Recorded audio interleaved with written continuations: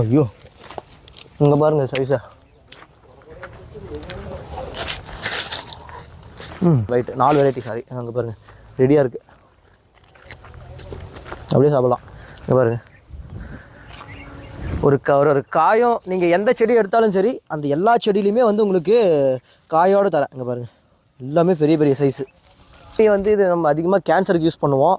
இங்கே பாருங்கள் ஃப்ரூட்டு ரெடியாக இருக்கும். இது வந்து கேன்சருக்கு யூஸ் பண்ணுற மெடிசன். இது ரொம்ப ரொம்ப மெடிசனல் வேல்யூ இருக்கிற பொருள். நம்ம மற்ற ஃப்ரூட்டை விட இது எக்ஸ்ட்ரா மெடிசனல். ஆனால் இருந்தாலும் பயங்கரமாக இருக்குது காய்.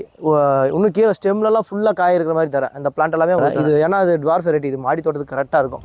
நீங்கள் இந்த வெரைட்டியை வந்து மாடி தோட்டத்தில் வச்சிங்கன்னா அழகாக இதில் ஃப்ரூட்டிங் எடுத்து உங்களுக்கு சூப்பராக கொடுக்கும். அங்கே பாருங்கள் 1-2 இடத்துல ஃப்ரூட்டிங்கே இருக்குது. இங்கே பாருங்கள் இது வந்து நல்லா நம்மளுக்கு கிளிமுக்கு மாங்காய் மாதிரி வரும். பெங்களூர் மாங்காய் பூவோடு இருக்கும், ரெடியாக இருக்கும். பாருங்கள் தெரியுதா, பூவோடு இருக்கும். பாஸ் பண்ணுங்கள்.